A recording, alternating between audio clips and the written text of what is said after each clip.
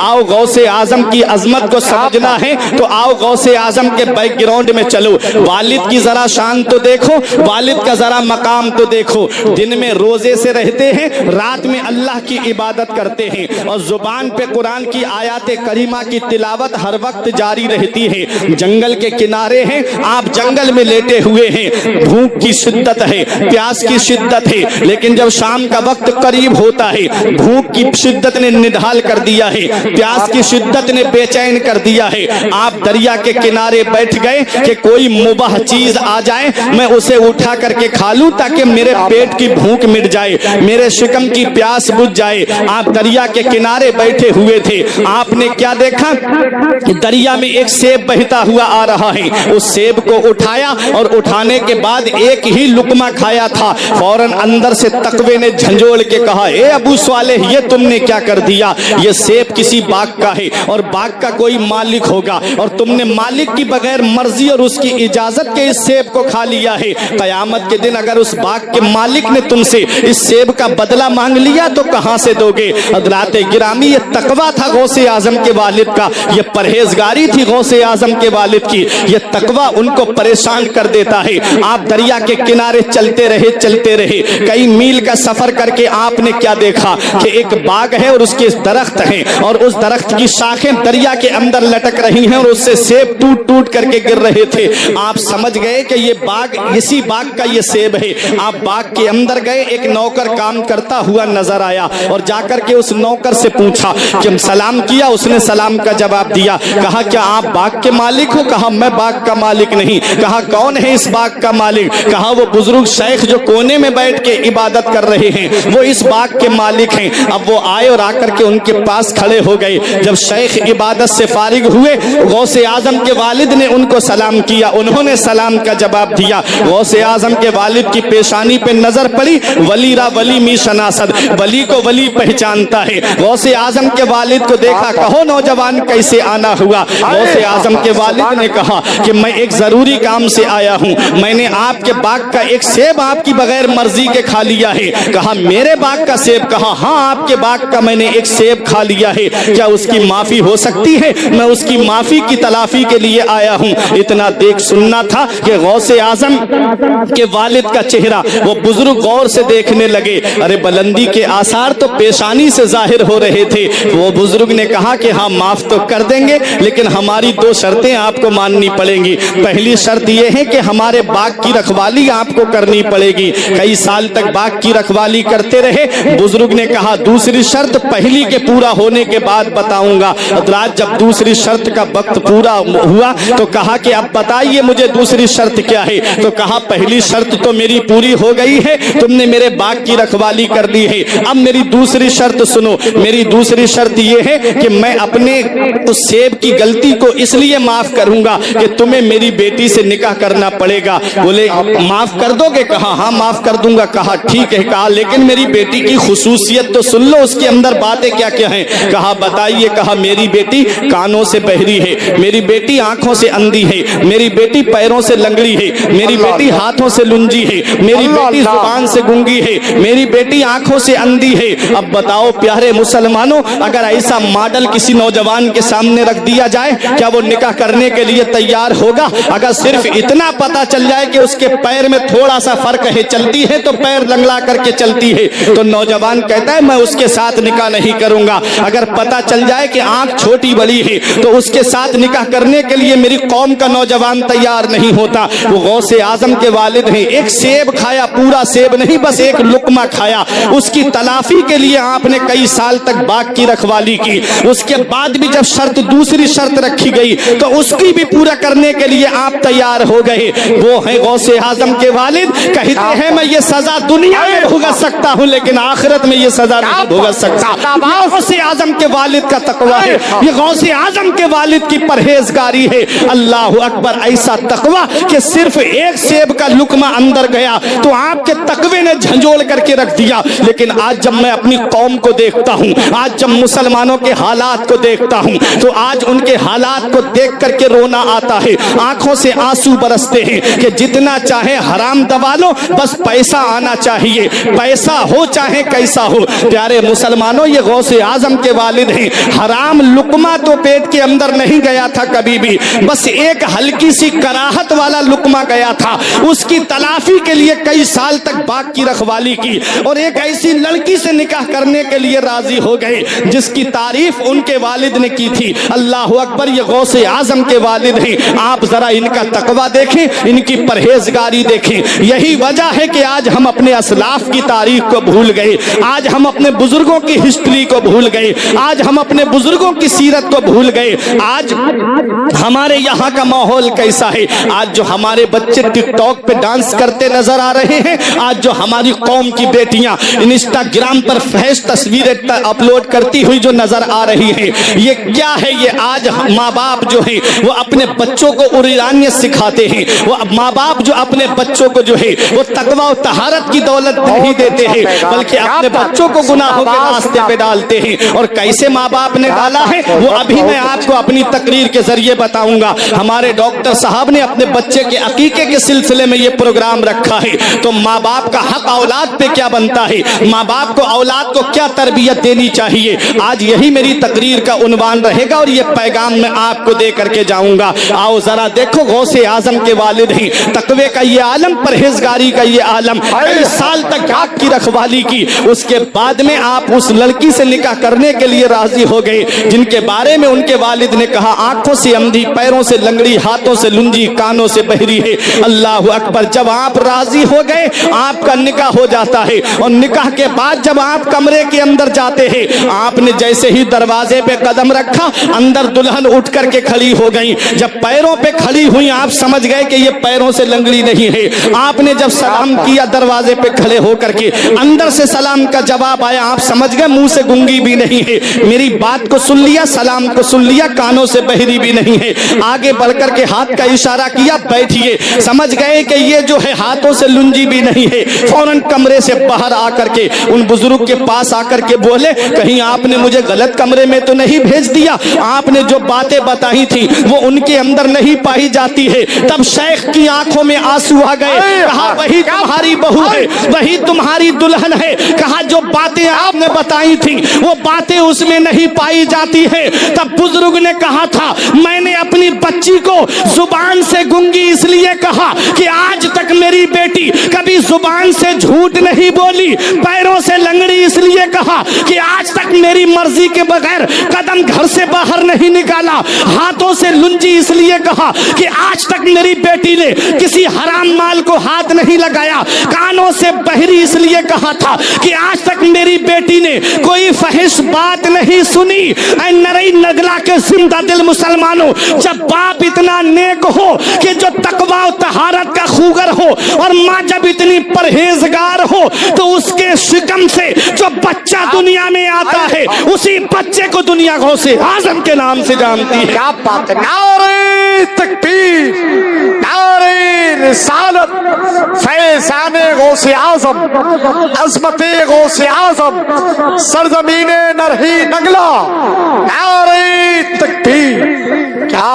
جب باپ نیک ہوتا ہے, جب ماں نیک ہوتی ہے تو اولاد بھی پرہیزگار ہوتی ہے. جب باپ متقی ہو, جب باپ نماز پڑھنے والا ہو تو اس کی اولاد بھی نماز پڑھنے والی ہوتی ہے. ماں جب قرآن کی تلاوت کرنے والی ہو تو اولاد بھی قرآن کی تلاوت کرنے والی ہوتی ہے. ارے بابا فرید الدین گنجے شکر کی والدہ کو آپ دیکھو, 8 سال کی عمر میں جب بچے کھیل کود کرتے تھے تو بابا فرید قرآن کی تلاوت کیا کرتے تھے. نماز پڑھ کر کے عشاء کی سب سو گئے, بابا فرید مصلی پہ بیٹھ کر کے درود پاک نبی پہ پڑھ رہے تھے. محلے کی عورتوں نے کہا اے بابا فرید کی ماں, تیرا بچہ تو لاجواب ہے, تیرا بچہ تو با کمال ہے, تیرے بچے کا کوئی جواب نہیں. ارے سب بچے سو جاتے ہیں, وہ نبی پہ درود پڑھتا ہے, تیرا بچہ بے مثال ہے. تب بابا فرید کی ماں نے کہا اس میں فرید کا کوئی کمال نہیں ہے, اس میں جو بھی کمال ہے وہ فرید کی ماں کا کمال ہے. بولے ماں کا کمال کیسے؟ تب بابا فرید کی ماں نے کہا جب میرا بیٹا میرے شکم میں تھا کبھی میں نے کوئی حرام مال کو ہاتھ نہیں لگایا. کہتی ہیں جب میرا بیٹا دنیا میں آیا تو میں نے 2 سال اپنے بیٹے کو دودھ پلایا, لیکن کبھی ایسا موقع نہیں آیا کہ میں نے بغیر وضو کے اپنے بچے کو دودھ پلایا ہو. کہتی ہے جب دنیا چین سے سو جاتی ہے تو بابا فرید کی ماں رات میں اٹھ کر کے فرید کے لیے دعائیں کرتی ہے. پتہ چلا پیارے مسلمانوں, جب باپ نیک ہوتا ہے اور جب ماں نیک ہوتی ہے تو اس کی اولاد بھی پرہیزگار ہوتی ہے. اب ایک بھائی بھی خاموش نہیں رہے گا. ارے جب ماں قرآن کی تلاوت کرنے والی فاطمہ تو زہرا ہوتی ہے تو بیٹا نیزے پہ چڑھ کے قرآن سنانے والا حسین ہوتا ہے. بہت اچھا, بہت. ماں جب نیک ہوتی ہے, ماں جب ام الخیر فاطمہ ہوتی ہے تو بیٹا بغداد کا غوث اعظم ہوتا ہے. ماں جب ماہ نور بی بی ہوتی ہے تو بیٹا 95 لاکھ غیر مسلموں کو کلمہ پڑھانے والا غریب نواز ہوتا ہے. ماں جب عارفہ ہوتی ہے تو بیٹا فرید الدین گنج شکر ہوتا ہے. ماں جب صابرہ ہوتی ہے تو بیٹا صادق پاک کلیری ہوتا ہے. ارے ماں جب صدر معلہ ہوتی ہے تو بیٹا سید سالار مسعود غازی سلطان الہند سلطان الشہداء فی الہند ہوتا ہے. ارے ماں جب نیک ہوتی ہے تو بیٹا بریلی کا امام احمد رضا خان ہوتا ہے. ماں جب نیک ہوتی ہے تو بیٹا حجت الاسلام ہوتا ہے. ماں جب نیک ہوتی ہے تو بیٹا مفتی اعظم ہوتا ہے. اب یہ علماء دعاؤں سے نوازیں گے. ارے ماں جب نیک ہو تو بیٹا مفتی اعظم ہوتا ہے, اور ماں وہ ہو جو اپنے زیور گروی رکھ کر کے منظر اسلام کے مدرسین کی تنخواہ نکال دے تو اس کے شکم سے جو بچہ پیدا ہوتا ہے اسی بچے کو دنیا والے تاج الشریعہ کے نام سے جانتے ہیں. بابا نعرہ تکبیر, نعرہ رسالت, فیضان غوث اعظم, خواجہ کا ہندوستان, نعرہ تکبیر. ماں جب نیک ہوتی ہے تو اولاد بھی نیک ہوتی ہے. اور ماں بہت اچھا علامہ صاحب, جب بہت ٹی وی اچھا. دیکھے اور بچے کو پاس میں بٹھائے, جب ماں ٹی وی دیکھے اور بچے کو پاس میں بٹھائے, ماں موبائل سیریل دیکھتی رہے ادھر دودھ پلاتی رہے, تو اس کے بچے ٹک ٹاک پہ ناچیں گے نہیں تو پھر کیا کریں گے؟ بچے کا ذہن خالی بوتل کی طرح ہوتا ہے. بچے کا ذہن سادہ کاغذ کی طرح ہوتا ہے, اس پہ جو چاہو وہ لکھ دو. آپ دیکھ لو, جب آپ گھر میں اللہ اللہ کرتے ہو تو بچہ برابر میں بیٹھ کر کے اللہ اللہ کرتا ہے. کیا بات, جب آپ بری ذمہ ہو گئے. نہیں, امام غزالی فرماتے ہیں کہ قیامت کے دن اگر اولاد کو آپ نے دینی تعلیم نہیں دی تو یہ اولاد قیامت کے دن اپنے باپ کو کھینچ کر کے لے کے آئے گی رب کی بارگاہ میں اور کہے گی مولا میرا باپ مجھے بھوکا رکھتا یہ میرے لیے گوارا تھا, اس نے جو مجھے جاہل رکھا, اس نے مجھے تعلیم نہیں دلائی, اس نے مجھے مدرسے کا رخ نہیں کرایا, اس نے قرآن و حدیث کا علم مجھے نہیں دیا. یہ اولاد قیامت کے دن ماں باپ کو لے کے آئے گی کہ یہ میرے ماں باپ ہیں, میں اکیلا جنت میں نہیں, میں اکیلا جہنم میں نہیں جاؤں گا, میرے ماں باپ میرے جہنم میں جانے کا ذریعہ بنے ہیں, اس لیے ان کو بھی میرے ساتھ جہنم میں بھیج. آپ سوچو, آج ہم سوچتے ہیں بچہ گھومتا پھر رہا ہے ہمارا بہت کامیاب ہے, بچہ گلیوں میں ٹہل رہا ہے, ادھر ادھر گانے بجا رہا ہے, گلیوں میں موبائل پہ گانے بجاتا پھر رہا ہے, ایئر فون لگا لی, بلوٹوتھ لگا لی. آپ سوچتے ہو کہ آپ بری ذمہ ہو گئے. نہیں, اگر اس اولاد کو آپ نے دینی تعلیم نہیں دی, نہیں سنبھالا, تو یہ اولاد قیامت میں جو ہے آپ کے لیے جہنم میں جانے کا ذریعہ بن جائے گی. اس لیے نبی نے فرمایا ادبوا اولادکم علی ثلاث خصال, اپنی اولاد کو 3 باتیں سکھاؤ. کیا بتائی نبی نے؟ ادبوا اولادکم علی ثلاث خصال, اپنی اولاد کو 3 باتیں سکھاؤ. جب اولاد بولنے لگے, جب اولاد بولنے کے قابل ہو جائے تو ان کو کیا سکھاؤ؟ 3 باتیں سکھاؤ. حب نبیکم, اپنے نبی کی محبت سکھاؤ. سبحان اللہ, سبحان اللہ. اپنے نبی کی محبت سکھاؤ. بچے کو کیا سکھاؤ؟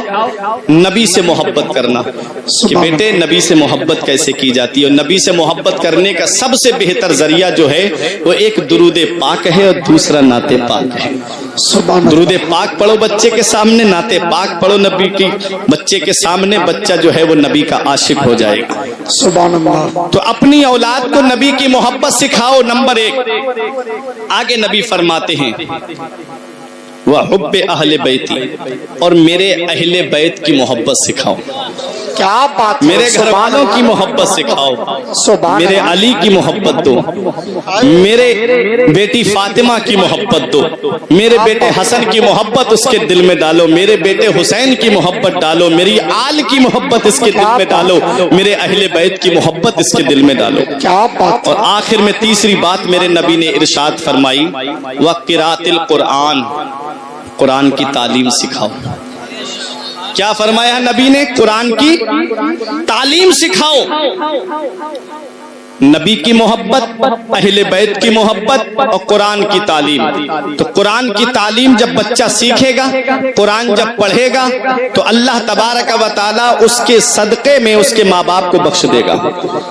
حدیث پاک میں آتا ہے من قرأ القرآن وعمل بما فیہ یلبس والداہ تاجا یوم القیامت ضوءہ احسن کضوء الشمس۔ نبی فرماتے ہیں جو قرآن پڑھے اور اس پر عمل کرے، اللہ تعالیٰ قیامت کے دن اس کے ماں باپ کو ایسا تاج عطا فرمائے گا کہ اس کی روشنی آسمان کے چاند و سورج سے بھی زیادہ ہوگی۔ کیا بات ہے، سبحان آج اللہ ہم مدرسوں کا رخ نہیں کراتے، آج ہم دینی تعلیم کا رخ نہیں کراتے، آج ہم سوچتے ہیں کہ بچہ حافظ بن گیا، عالم بن گیا، کیا کرے گا 5-6 ہزار روپے کی تنخواہ میں، اس کا کیسے گزارا ہوگا، اس کے بچے کیسے پلیں گے، یہ کیسے اپنے گھر بار کو سنبھالے گا۔ ہاں میں جانتا ہوں بچہ عالم بنے گا، حافظ بنے گا، پیسے ضرور کم لائے گا، لیکن وہ تاج تمہیں وہ بیٹا نہیں دلا سکتا جس کو تم نے انجینئر بنایا، جس کو تم نے پروفیسر بنایا، جسے تم نے قرآن کی تعلیم نہیں دی، حدیث کی تعلیم نہیں دی، جسے تم نے دنیاوی تعلیم دی ہے۔ وہ بچہ وہ قیامت کے دن تمہیں وہ تاج نہیں دلا سکتا۔ وہ تاج اگر ملے گا تو ایک عالم دین اور ایک حافظ قرآن کے ماں باپ کو اللہ عطا فرمائے گا۔ سبحان اللہ یہ سینے پہ پتھر رکھ لینا، اپنے سینے پہ پتھر رکھ کر کے اپنی اولاد کو پہلے دینی تعلیم دینا۔ کیا بات ہے، بہت قیامت کے پیغام دن حضرت، بہت اچھا۔ تم سے یہ پوچھا جائے گا کہ اولاد کو کون سی تعلیم دے کے آئے، اس کے بعد دینی تعلیم دینے کے بعد چاہے اپنے بچے کو ڈاکٹر بناؤ، چاہے انجینئر بناؤ، چاہے ماسٹر بناؤ، چاہے پروفیسر بناؤ، پہلے دینی تعلیم جب اس کے دل میں ہوگی، دینی تعلیم جب اس کے سینے میں ہوگی، تو دینی تعلیم کی وجہ سے وہ نبی کا عاشق ہوگا، وہ نبی کا دیوانہ ہوگا۔ کسی بھی یونیورسٹی میں چلا جائے اس کا ایمان کوئی نہیں لوٹ پائے گا جب نبی کی شریعت کی تعلیم اس کے سینے میں ہوگی، نبی کے دین کی تعلیم اس کے سینے میں ہوگی۔ کسی کالج میں چلا جائے کوئی اس کے ایمان کو نہیں لوٹ پائے گا، ورنہ ایسے ایمان کے لٹیرے آپ کو یونیورسٹیز اور کالج میں آپ کو ملیں گے کہ آپ کو ایمان بچانا مشکل ہو جائے گا۔ اے پیارے مسلمانوں، بتانا مقصد یہ تھا کہ اپنی اولاد کو قرآن کی تعلیم دو، دینی تعلیم دو۔ جب یہ 3 تعلیم آپ اپنے بچے کو سکھاؤ گے تو تمہارا بچہ نبی کا عاشق ہوگا، نبی کا سچا دیوانہ ہوگا۔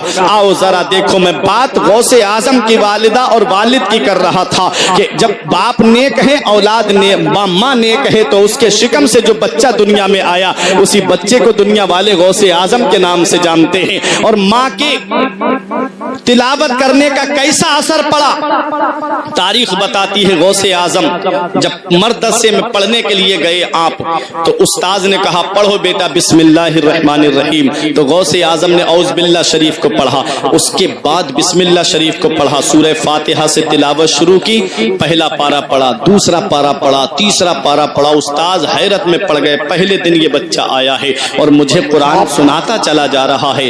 17 پارے غوث اعظم نے نعم المولا و نعم النصیر تک سنا دیے غوث اعظم نے۔ استاذ حیرت میں پڑ گئے، بیٹا پڑھنے آئے ہو کہ مجھے پڑھانے کے لیے آئے ہو؟ غوث اعظم کے استاذ کہتے بیٹا ایسی تلاوت نہیں سنی، بیٹا ایسا انداز نہیں سنا، بیٹا اور پڑھو، آگے پڑھو بیٹا، آج پورا قرآن شریف ہی ختم فرما دو۔ غوث اعظم کہتے ہیں बस इतना ही याद था। कहा बेटा इसके आगे क्यों नहीं पढ़ते? कहा मेरी माँ 17 पारों की हाफिजा थी, जब वो घर का कोई काम करती तो कुरान की तिलावत करके करती। मेरी माँ जब खाना बनाती तो कुरान की तिलावत करती। मेरी माँ घर पे नमाज पढ़ के बैठती तो कुरान की तिलावत करती। वो मैंने सिपारे माँ के शिकम में सुनकर के याद कर लिए हैं। अल्लाहु अकबर। जब माँ कुरान पढ़े तो उसके शिकम से जो बच्चा दुनिया में आया वो भी कुरान सुनाता हुआ नजर। सुभान अल्लाह। इसलिए ऐ मेरी माँ और बहनों, अपने बच्चों को वक्त से पहले जवान कर दो, लेकिन हीरो हीरोइन का किरदार देकर नहीं, फिल्मी एक्टरों का किरदार देकर नहीं, उन फाहिशा आवारा लड़कियों का किरदार देकर नहीं। अगर जवान करना है तो बगदाद के गौसे आजम का किरदार दे के जवान करो,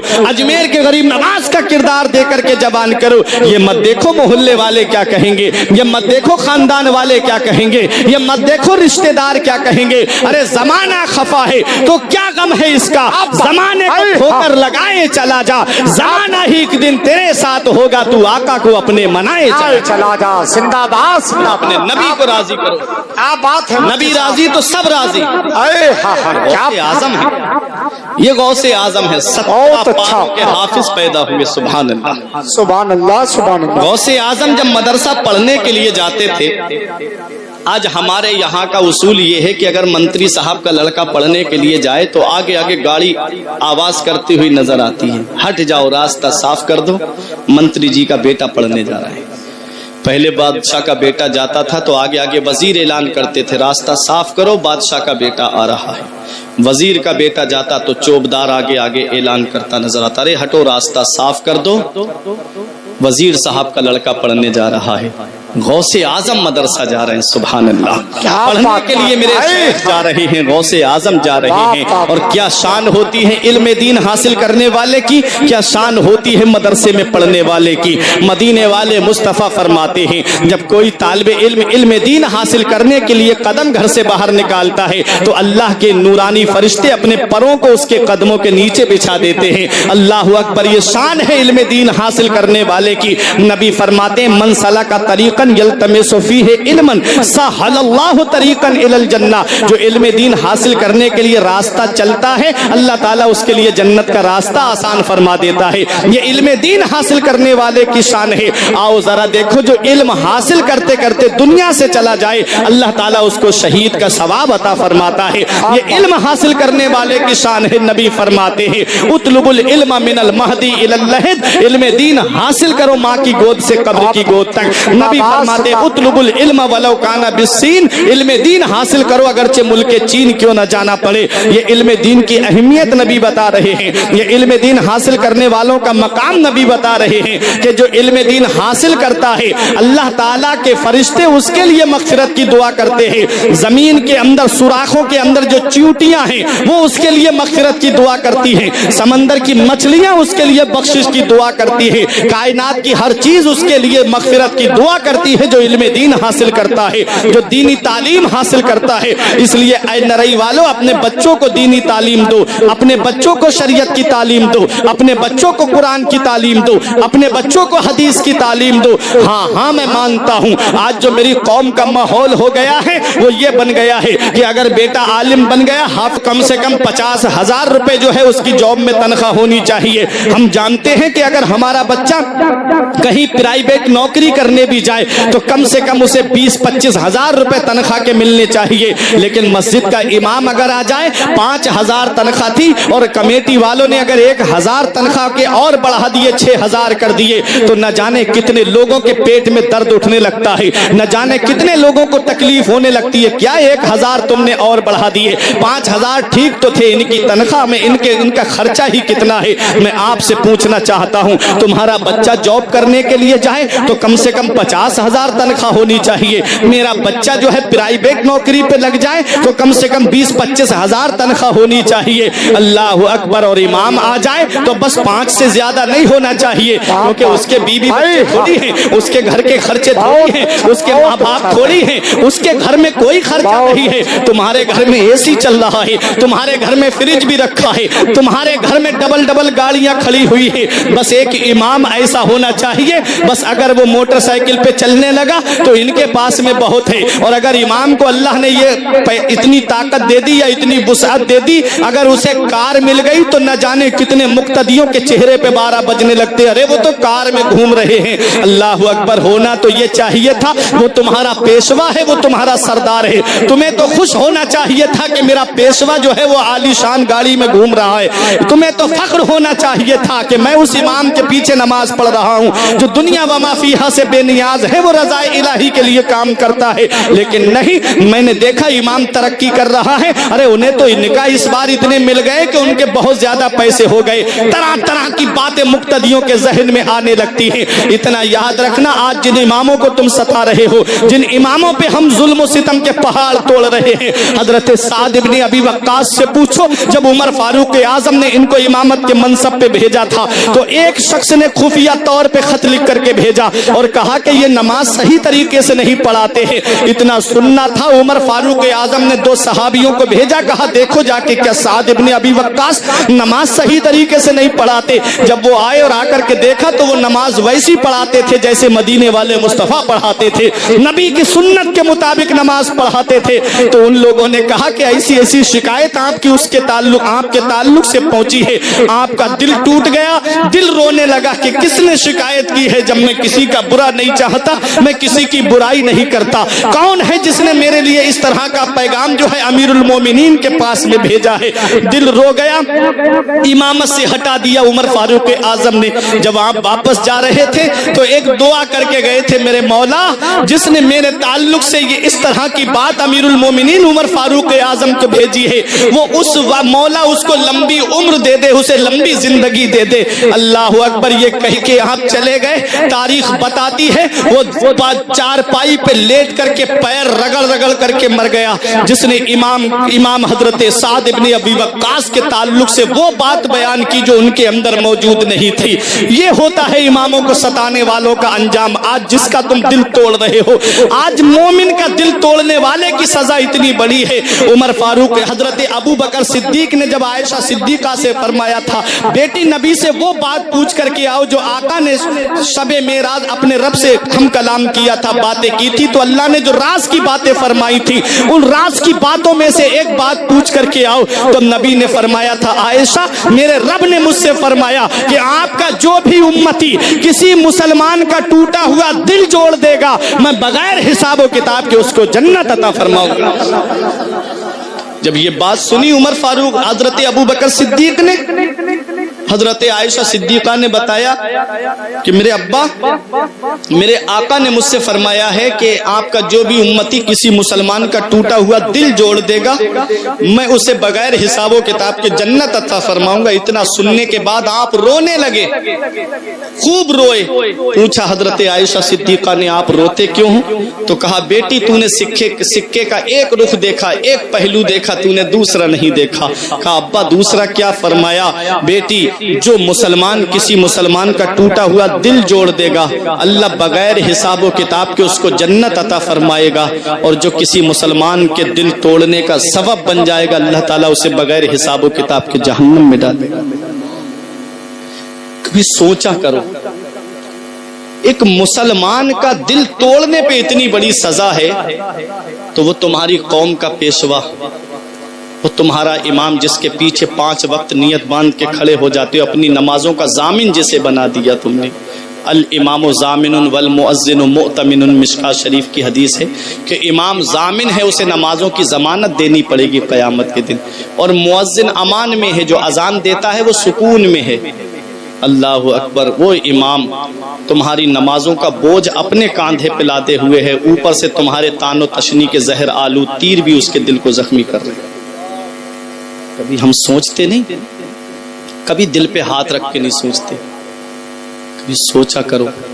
हम प्रोग्रामों में जाते हैं, 8 दिन 10 दिन हो जाते, तो माँ बाप का फोन आ जाता है, बेटा कहाँ हो, अभी तक घर नहीं आए, बेटा कितने दिन हो गए तुम अभी तक घर पे नहीं पहुंचे, कितनी दूर प्रोग्राम में चले गए।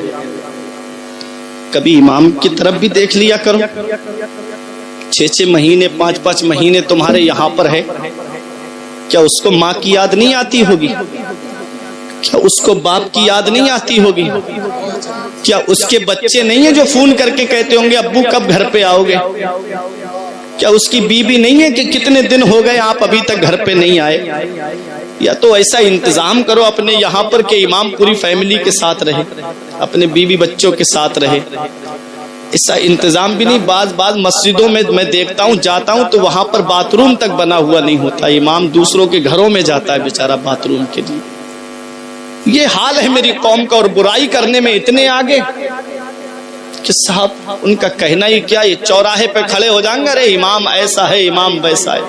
عام مسلمان کی ہم برائی نہیں کر سکتے، وہ تو ہماری قوم کا پیشوا ہے۔ ایک عام مسلمان کی برائی جائز نہیں ہے۔ نبی فرماتے ہیں کہ اگر کوئی مسلمان کسی مسلمان کے عیبوں کو چھپائے گا تو اللہ تعالیٰ قیامت میں اس کے عیبوں کو چھپائے گا، اور جو مسلمان کسی مسلمان کے عیبوں کو ظاہر کرے گا، اگر مجلس میں ظاہر کر دیا تو اللہ تعالیٰ اس کے عیبوں کو فرشتوں کے سامنے ظاہر کر دے گا، پوری دنیا میں اسے ذلیل و خوار اور رسوا بنا دیتا ہے میرا۔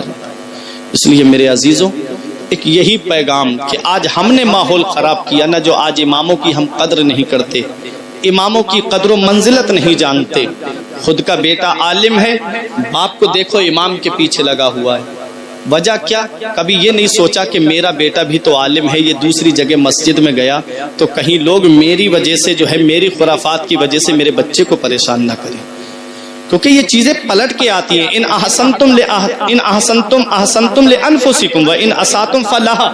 قرآن کہتا ہے کہ اگر تم اچھائی کرو گے تو اچھائی تمہارے لیے ہے، اور اگر تم نے برائی کی تو اس کا وبال بھی تمہارے اوپر آنا ہے۔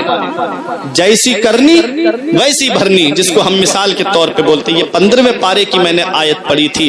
تو ہم اپنے اماموں کو سردار کی حیثیت سے دیکھیں۔ کبھی ایسا بھی دیکھ لیا کرو، ہمارے گھر میں کوئی اچھی چیز بنی تو امام صاحب سے پوچھ لیا، امام صاحب آپ اگر پوچھنا کیا یار لے کے چلے گئے، امام صاحب آپ کھا لیجئے۔ ایک مسلمان کو کھانا کھلانے کا بھی تو ثواب ہے۔ نبی سے ایک صحابی نے پوچھا سب سے بہتر عمل کیا ہے؟ نبی فرماتے ہیں طیب الکلام و اطعام الطعام و افشاء السلام۔ نبی فرماتے ہیں محبت سے بات کرنا، بھوکوں کو کھانا کھلانا اور سلام کو عام کرنا، یہ سب سے بہتر عمل ہے۔ تو امام، آج ہم اپنے بچوں کو دینی تعلیم اس لیے نہیں دیتے کہ بچہ پڑھ لکھ جائے گا تو کیا بنے گا، یا تو مدرسے کا مدرس بنے گا یا مسجد کا امام بنے گا، اور کتنی تنخواہ ملے گی؟ 5-6 ہزار کی تنخواہ ملے گی۔ نہیں، یہ ضروری نہیں ہے۔ کچھ ایسے بھی ہیں، آپ دیکھ لو، ایسے بھی ہیں عالم کے بڑے سے بڑا منسٹر اتنے پیسے نہیں کماتا ہوگا جتنے وہ جو ہے وہ 2-3 دن میں کما لیتے ہیں۔ ایسے بھی ہیں الحمدللہ، پروگرام میں جانے والے، جلسے جلوس کرنے والے، کتنا اللہ تعالیٰ ان کو نوازتا ہے۔ ضروری نہیں ہے کہ بیٹا پڑھ جائے لکھ جائے تو مسجد کا امام ہی بنے یا مدرسے کا مدرس ہی بنے۔ مدرسے کا مدرس بنے گا تو اس کے لیے ایک بخشش کا ایسا بیمہ جاری ہو جائے گا کہ وہ خود قرآن پڑھ رہا ہے، اور جب دوسروں کو پڑھائے گا وہ اوروں کو پڑھائیں گے، تو یہ جتنی لمبی چین بنتی جائے گی یہ اس کے لیے بخشش کا ذریعہ بن جائے گا۔ اور مدینے والے مصطفیٰ فرماتے ہیں عالم باعمل قبرستان سے گزر جائے، کچھ پڑھے نہیں، بس صرف گزر جائے، تو اللہ تعالیٰ اس بستی کے قبرستان سے 40 دن کے لیے عذاب کو اٹھا لیتا ہے۔ صرف گزر جائے باعمل عالم۔ اب آپ سوچو وہ کچھ پڑھے گا تو کتنا ثواب ملے گا، اور جس بستی میں وہ عالم رہتا ہوگا اس بستی پہ کتنی رحمتیں نازل ہوتی ہوں گی، اور جس گھر میں وہ عالم ہوگا پھر گھر والوں کے لیے وہ کتنا بخشش کا ذریعہ بنے گا۔ ایک بات بتاؤں، یہ جو مدرسے ہوتے ہیں نا، مکتب ہوتے ہیں نا، جو بچے صبح کو پڑھنے کے لیے جاتے ہیں، گناہوں کی وجہ سے، میں نے حدیث پڑھی، گناہوں کی وجہ سے بستی والوں کے اوپر اللہ عذاب دینے کا ارادہ کرتا ہے۔ گناہ اتنے بڑھ گئے، چوری، شراب نوشی، زناکاری، جوا، یہ سب اتنے گناہ بڑھ گئے کہ اللہ تعالیٰ اس بستی کو تباہ کرنے کا ارادہ کرتا ہے۔ حدیث پاک میں ہے فَإِذَا سَمِعَ تَعْلِيمَ الصِّبْيَانِ، اللہ تعالیٰ چھوٹے چھوٹے بچوں کی تعلیم کی آواز کو سنتا ہے، جو یسرنا القرآن قاعدہ بغدادی پہلا پارہ سینے سے لگا کر کے مکتب کی طرف، مدرسے کی طرف، مسجد کی طرف پڑھنے جاتے ہیں۔ اللہ تعالیٰ ان چھوٹے چھوٹے بچوں کے صدقے میں فرشتوں کو حکم دیتا ہے اس بستی پہ عذاب مت کرنا, یہاں پر میرے محبوب پہ نازل ہوئی کتاب کی تلاوت ہو رہی ہے. آپ سوچو صرف یسن القرآن پڑھی جائے, قاعدہ بغدادی پڑھا جائے, پہلا پارا دوسرا پارا پڑھا جائے تو اس بستی پہ اللہ تبارک و تعالیٰ کی رحمتیں نازل ہوتی ہیں, جہاں باقاعدہ تعلیم حاصل کرنے والے مدرسے ہوتے ہیں, جہاں حافظ قرآن بنائے جاتے ہیں, جہاں عالم دین بنائے جاتے ہیں. سوچو اس بستی کے اوپر کتنی اللہ کی رحمتیں نازل ہوتی ہوں گی. اس لیے تعلیم کو غوث اعظم رضی اللہ تعالیٰ عنہ نے حاصل کیا تھا. آج وزیر کا بیٹا پڑھنے جاتا ہے تو اس کے آگے آگے چوبدار اعلان کرتا ہوا جا رہا ہے. آج اگر بادشاہ کا بیٹا پڑھنے جا رہا ہے تو آگے آگے نوکر اعلان کر رہے ہیں, راستہ خالی کر دو, فلاں وزیر کا بیٹا آ رہا ہے, فلاں بادشاہ کا بیٹا آ رہا ہے. میرے غوث تعلیم حاصل کرنے جا رہے ہیں, میرے غوث مدرسہ پڑھنے کے لیے جا رہے ہیں. کوئی انسان اعلان نہیں کر رہا ہے, اللہ کے فرشتے اعلان کر رہے ہیں. افسحوا الطریق لولی اللہ, اللہ کے ولی کے لیے راستے کو کشادہ کر دو, اللہ کا ولی تشریف لا رہا ہے. یہ غوث اعظم ہے, بچپن کا یہ عالم ہے. تعلیم حاصل کرنے جائیں تو فرشتے اعلان کرے راستہ صاف کر دو, اللہ کا ولی تشریف لا رہا ہے. جب مدرسہ پہنچے تو فرشتے اعلان کرے بچوں رات جگہ کشادہ کر دو, اللہ کا ولی تشریف لا رہا ہے. یہ غوث اعظم ہے. آپ نے تقریباً 15 سال تک قصبہ جیلان کے قرب و جوار میں تعلیم حاصل کی اور 488 ہجری کے قریب آپ بغداد کے لیے روانہ ہو گئے. ایک بات کبھی سوچو نرئی والو, آپ پیدائشی ولی ہیں, آپ کو اللہ نے مادر زاد ولی بنا کے بھیجا. آپ ولی ہی نہیں ہیں, ولی گر ہیں. صرف ولی نہیں بلکہ انسان تب تک ولی بنتا ہی نہیں ہے جب تک غوث اعظم کے دستخط نہیں ہو جاتے. اتنا بڑا مقام غوث اعظم کا ہے. ان کو مدرسہ جانے کی کیا ضرورت تھی, ان کو تعلیم حاصل کرنے کی کیا ضرورت تھی, انہیں علم حاصل کرنے کی کیا ضرورت تھی, وہ تو پیدائشی ولی ہیں. یہ ان کے منہ پہ تماچا ہے جو کہتے ہیں شریعت کا راستہ الگ ہے, طریقت کا راستہ الگ ہے, مولویوں کا راستہ الگ ہے, پیروں کا راستہ الگ ہے. وہ جاہل پیر جن کو نماز سے مطلب نہیں, روزے سے مطلب نہیں, بس مریدوں کی جیبوں پہ نظر رہتی ہے. آج بریلی سب کے دل میں کیوں کھٹکتی ہے, وہاں پر شریعت کی بات کہی جاتی ہے, وہاں کسی کو بخشا نہیں جاتا ہے, وہاں پر جو بھی بات کی جاتی ہے وہ حق بات کی جاتی ہے. ارے حق بات کہی جاتی ہے بے خوف, وہاں پر فتووں میں بریلی کے ملاوٹ نہیں ہوتی. اس لیے آج سب کے دل میں بریلی کھٹکنے نہیں جائے گا. مرید جا رہے ہیں نماز پڑھ کے مسجد میں آ رہے ہیں اور آ کے اس کے پیر دبا رہے ہیں. ایسی اندھی عقیدت وہ ہے کہ نماز پڑھنے نہیں جاتا. پوچھا آپ نے نماز کیوں نہیں پڑھی تو ایسے بھی لوگ ہیں, خود بات کی گئی جن سے کہ آپ نے جمعے کی نماز کیوں نہیں پڑھی. ارے جمعہ ہو رہا تھا. کہتے ہیں ارے مولانا تمہیں کیا پتا, ہم نماز یہاں نہیں پڑھتے, ہم کعبے میں نماز پڑھتے ہیں. اللہ اکبر. کسی عقیدت مند پیر نے کہہ دیا, مرید نے کہہ دیا اس پیر سے, اب جب نماز کعبے میں پڑھ رہے ہو تو کھانا بھی وہیں پر کھا لیتے, کھانا ہمارے یہاں کیوں کھا رہے ہو. ایسے بھی ہے, نماز کعبے میں ہو رہی ہو, کھانا یہاں کھایا جا رہا ہے, کھانا بھی وہاں کھا لیتے. اتنا مبارک جگہ کا کھانا ملتا, کھانا یہاں پر آ کر کے. کیا ہے نماز سے دوری. نماز حضور پہ معاف نہیں تھی. سوچو ذرا, جن کے صدقے میں ساری کائنات کو پیدا کیا گیا, نماز مدینے والے مصطفیٰ پہ معاف نہیں. نماز ابو بکر صدیق پڑھیں, نماز عمر فاروق اعظم پڑھیں, نماز مولا علی پڑھیں, نماز عثمان غنی پڑھیں, اور امام حسن اور حسین اور امام زین العابدین کے تعلق سے یہاں تک روایتوں میں ملتا ہے کہ ایک ایک رات میں 1,000 نوافل پڑھا کرتے تھے, فرض چھوڑ کے. 5 وقت کی فرض نماز تو پڑھتے ہی تھے, اس کے علاوہ ایکسٹرا 1,000 نوافل. امام اعظم ابو حنیفہ پوری رات اللہ کی عبادت کرتے. ایک بار کسی نے یہ کہہ دیا تھا, آپ گزر کے جا رہے, ارے یہ امام اعظم ہیں, یہ پوری رات اللہ کی عبادت کرتے. اس دن سے امام اعظم نے کہا لوگ میرے بارے میں ایسا گمان کرتے. اس دن سے یہ فوراً لاہول پڑا. لاہول جب پڑا تو بادل پھٹ گیا, پھر وہ سیاہی میں تبدیل ہو گیا. اندر سے آواز آئی, میں ابلیس بول رہا ہوں عبد القادر, تجھے تیرے علم نے بچا لیا. میرے غوث کہتے ہیں اب بھی مجھے چکما دینا چاہتا ہے, مجھے میرے علم نے نہیں بچایا ہے, علم کے نام پہ چکما دے رہا ہے. مجھے میرے علم نے نہیں بچایا ہے, مجھے میرے خدا کے فضل نے بچا دیا ہے. یہ غوث اعظم ہے. یہ غوث اعظم پوری پوری رات اللہ کی عبادت. آپ تاریخ اٹھا کے دیکھو, میرے غوث اعظم کے مرید کا کہنا ہے میں نے اپنی آنکھوں سے دیکھا میرے شیخ نے 40 سال تک عشاء کے وضو سے فجر کی نماز کو پڑھا. عشاء میں وضو کرتے میرے غوث اعظم پوری رات اللہ کی عبادت اسی وضو سے کرتے اور فجر کی نماز اسی وضو سے پڑھتے. 40 سال یہ پیٹ بستر سے نہیں لگی غوث اعظم کی. ایسے ہی غوث اعظم تھوڑی بنتے ہیں. مرید کا کہنا ہے میں نے 15 سال اس حال میں دیکھا غوث اعظم کو, ایک پیر کھڑا کر لیتے ایک پیر زمین پہ رکھتے اور پوری رات میں ایک قرآن شریف ختم فرما لیا کرتے تھے. پوری پوری رات قرآن کی تلاوت کرتے.